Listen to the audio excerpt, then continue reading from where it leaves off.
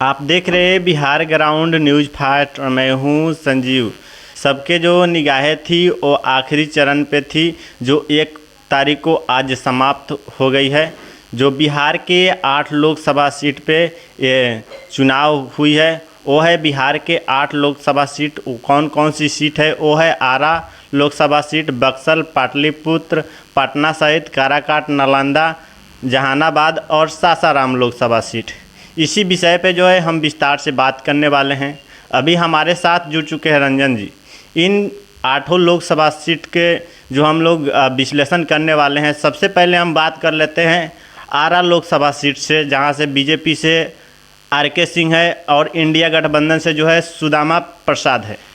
इन दोनों उम्मीदवारों में बाजी इस बार कौन मार सकते हैं? देखिए संजीव जी, भारत की आज चुनाव की समापन हो गई है और आरा लोकसभा सीट पे बीजेपी के आर.के. सिंह थे, जो काफ़ी वरीय नेता और काफ़ी अच्छे सांसद कहे जाते हैं वहाँ के लोगों के लिए। वहाँ के लोगों ने कहना है कि उन्होंने यहाँ के लिए खूब विकास किए हैं। वहीं इंडिया से सुदामा प्रसाद है, उन्होंने भी काफ़ी वहाँ के लोगों में उनका लोकप्रियता है। और इस बार 2024 लोकसभा चुनाव आज समाप्त हो गई है वहाँ से, जहाँ से वैश्य समाज की साधने के लिए ही सुदामा प्रसाद को उम्मीदवार बनाया गया है। वही अति पिछड़ा को भी सेंधमारी करने के लिए कुशवाहा को, यानी इस बार सुदामा प्रसाद को इसीलिए वहाँ से आरा से खड़ा किया गया है ताकि जो वैश्य समाज है, अति पिछड़ा में सेंधमारी, कुशवाहा तो पूरे बिहार में आरजेडी ने काट खेली है। जिस तरीक़े से लगभग 8 से 9 उम्मीदवार दिए हैं और इसीलिए वहाँ की लड़ाई काफ़ी टक्कर की हो गई है। लेकिन जिस तरीक़े से बीजेपी के आर.के. सिंह का कार्य जो वहाँ रही, वहाँ उनके लिए जो स्वर्ण जाति का वोट थे और कुशवाहा जाति का भी वोट उनके साथ गए हैं, साथ ही वैश्य समाज का भी वोट उनके साथ गए हैं और अति पिछड़ा में भी वोट गए हैं। इसीलिए हो सकता है थोड़े ही मात्रा से, थोड़े ही अंतर से आर.के. सिंह वहाँ से विजय प्राप्त कर ले। अब बात करते हैं बक्सर लोकसभा सीट से, जहां से बीजेपी के उम्मीदवार जो है मिथिलेश तिवारी है, आरजेडी के उम्मीदवार जो है सुधाकर सिंह है और निर्दलीय जो है आनंद मिश्रा है। इन तीनों उम्मीदवारों में बक्सर लोकसभा सीट से आगे कौन निकल सकते हैं इसमें? देखिए संजीव जी, मिथिलेश तिवारी जो अश्विनी चौबे का टिकट काटकर उनको उम्मीदवार बीजेपी ने बनाया है। वहीं आरजेडी से सुधाकर सिंह है, जो उनके पिता आरजेडी के अभी प्रदेश अध्यक्ष जगनानंद सिंह है और वो काफ़ी वरीय नेता भी है आरजेडी से। साथ ही वहाँ मिथिलेश तिवारी को जब लाया गया तो लोगों में ज़्यादा आक्रोश था कि वो बाहरी कैंडिडेट है, लेकिन फिर उसको संभालने के लिए मोदी जी, गृह मंत्री अमित शाह, पूरे बीजेपी के कैबिनेट ही उतर गए और वहाँ यादव सबसे अधिक है। कुशवाहा भी वहाँ ठीक ठाक है और कुशवाहा को इस बार आरजेडी ने ठीक ठाक साधा है और कुछ कुशवाहा को इतना कैंडिडेट दिया है, कुशवाहा इस बार आरजेडी को वोट कर रहे हैं। और वहाँ से सुधाकर सिंह जो स्थानीय नेता है, किसान का नेता कहलाते हैं, जो बिहार के मंत्री थे, उन्होंने किसान के लिए उस पद को त्याग दिया, इसलिए वहाँ यादव की सबसे अधिक है। कुशवाहा भी ठीक ठाक है और मुस्लिम भी उनके साथ एकजुट के साथ वोट किए हैं, इसलिए सुधाकर सिंह इस बार जीत सकते हैं।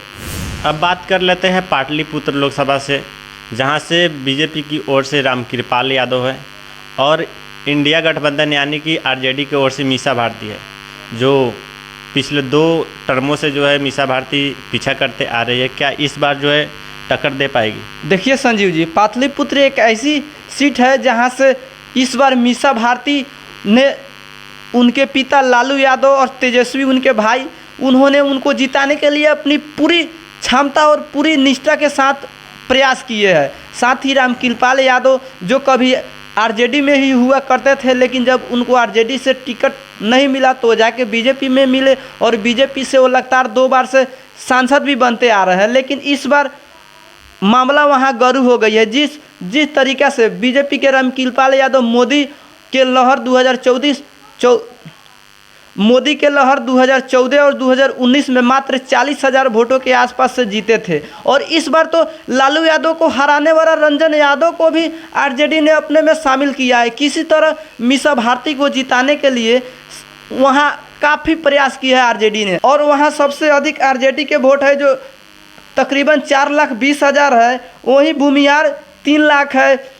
ब्राह्मण भी 1 लाख है, कोयरी कुर्मी भी 1.5 लाख के तकरीबन है। और इस बार वोट जो हुआ है उसमें यादव ने एकदम पूरी तरीक़े से मीसा भारती के साथ वोट कर दी है, और साथ ही अति पिछड़ा का भी वोट उनके साथ गई है। और वहीं कुर्मी कुशवाहा को जिस तरीक़े से आरजेडी ने पूरे बिहार में साधा है, उस तरीक़े से वहाँ से निश्चित तौर पे आधा से अधिक जो कुर्मी कुशवाहा है वो मीसा भारती के साथ आई है। साथ ही जिस तरीक़े से मुस्लिम ने भी एक तरफा वोट कर दी है पाटलिपुत्र से मीसा भारती के लिए, वहाँ से मीसा भारती जीत रही है। अब बात कर लेते हैं पाटना साहिब लोकसभा सीट से, जहां से बीजेपी की ओर से रविशंकर प्रसाद है और वही इंडिया गठबंधन की ओर से जो है मीरा कुमार के बेटे अंशुल अभिजीत है। इन उम्मीदवारों में आगे कौन हो सकते हैं? देखिए संजीव जी, पटना साहिब की बात की जाए तो वहाँ से जो रविशंकर प्रसाद है वो काफ़ी प्रभावित नेता है। उस इलाके में अगर पटना के इलाके में जाइएगा तो उनका नाम बहुत चलता है। उन्होंने भोजपुरी के स्टार कवि शत्रुघ्न सिन्हा को भी हराया है, और साथ ही इस बार मीरा कुमार के बेटा उनके सामने है अंशुल अभिजीत, और वो कुशवाहा समाज से आते हैं। और मीरा कुमार काफ़ी वरीय नेता भी रह चुकी है, और वो वहाँ सबसे अधिक यादव की जो वोट है वो एक तरफा तो अंशुल अभिजीत के साथ जा रही है, और कुर्मी भी कुछ आए हैं, लेकिन कायथ और वैश्य समाज रविशंकर प्रसाद के साथ चले गए हैं। वही जो स्वर्ण है वो भी रविशंकर प्रसाद के साथ चले गए हैं। इसलिए वहाँ की लड़ाई तो टक्कर की थी, लेकिन हो सकता है कुछ हज़ार वोटों से रविशंकर प्रसाद पटना साहिब को अपने कब्जे में कर ले। अब बात कर लेते हैं काराकाट लोकसभा सीट से, जहां से एनडीए गठबंधन की ओर से उपेंद्र कुशवाहा है और इंडिया गठबंधन की ओर से जो है राजाराम सिंह है। निर्दलीय जो है भोजपुरी के पावर स्टार पवन सिंह है, जो वहां पे 3 कोणीय मुकाबला हो गई है। इस बार जो है किसका पलड़ा भारी दिख रहा है? देखिए, अगर बात की जाए काराकाट से तो वहाँ से उपेंद्र कुशवाहा जो लगातार वहाँ से कैंडिडेट बनते हुए आ रहा है, कभी इंडिया से तो कभी अपने पार्टी से तो कभी महागठबंधन के उम्मीदवार के तौर पे आते थे, लेकिन इस बार उन्होंने फिर से इंडिया के उम्मीदवार के तौर पे आए हैं। और वहीं इंडिया से राजाराम सिंह कुशवाहा है, वो भी काफ़ी वहाँ के लोगों में उनके लिए भी वो हर घर जाते हैं और लोगों से वो काफ़ी जुड़े हुए ज़मीनी नेता भी है। वहीं निर्दलीय पवन सिंह जो भोजपुरी स्टार, पावर स्टार, जिस भी स्टार के नाम से जाने वो स्टार वहाँ से खड़ा है। और पवन सिंह के साथ पूरे भोजपुरी के टीम लग गई। जिस तरीक़े से खेसारी यादव जो स्वयं उनके लिए हेलीकॉप्टर से रैली करने आए, हेलीकॉप्टर से जैन सभा की, हेलीकॉप्टर से उनके लिए, और साथ ही उन्होंने जो जैन सलाब का जो सामना किया और लोगों को उनके पवन सिंह अपने बड़े भाई के लिए प्यार मांगे और लोगों ने साफ तौर पे वो दे रहे हैं और वहाँ से पवन सिंह आगे निकल रहे हैं। लेकिन वहीं उपेंद्र कुशवाहा भी लड़ाई में है। उपेंद्र कुशवाहा के साथ नरेंद्र मोदी, अमित शाह, बीजेपी के पूरा कैबिनेट, नीतीश कुमार, चिराग पासवान जैसे जैसे बड़े लोग थे। वहीं इंडिया के जो राजाराम सिंह कुशवाहा है वो भी काफ़ी मजबूती के साथ चुनाव लड़ रहे हैं। जिस तरीक़े से उनके लिए तेजस्वी यादव और मुकेश सहनी जैसे बड़े बड़े नेता है, वहाँ सबसे अधिक कुर्मी कुशवाहा की वोट है जो तकरीबन 2.5 लाख के आसपास है। मुस्लिम भी वहाँ 1.5 लाख है, साथ ही राजपूत 2.5 लाख के आसपास है, वैश्य समाज भी 2 लाख के आसपास है, ब्राह्मण 75,000, भूमिहार 50,000 और दलित और बाकी जातियाँ भी वहाँ है। लेकिन जिस तरीक़े से हर जाति और हर समाज के पवन सिंह को वोट पड़ा है, राजपूत का वोट पड़ा है, इसलिए पवन सिंह निर्दलीय वहाँ से जीत रहे हैं। और थोड़ा वोट राजाराम सिंह भी लड़ाई में है और उपेंद्र कुशवाहा भी लड़ाई में है, लेकिन थोड़ा सा आगे निकल गए हैं पवन सिंह। अब बात कर लेते हैं नालंदा लोकसभा से, जहां से एनडीए गठबंधन की ओर से कौशलेंद्र कुमार और इंडिया गठबंधन की ओर से जो है संदीप सौरभ है। इनमें आगे कौन दिख रहा है नालंदा लोकसभा से? देखिए संजीव जी, नालंदा लोकसभा एक ऐसी है जहाँ से नीतीश कुमार कहा जाता है कि उन्होंने वहाँ खूब डेवलपमेंट किए है, वहाँ खूब विकास किए हैं, वहाँ खूब प्रयास भी किए हैं। और वहाँ से कुमार शैलेंद्र है, उन्होंने भी काफ़ी अच्छे काम किए हैं। लेकिन उनके सामने इंडिया गठबंधन से सीपीआई के उम्मीदवार संदीप सौरभ है।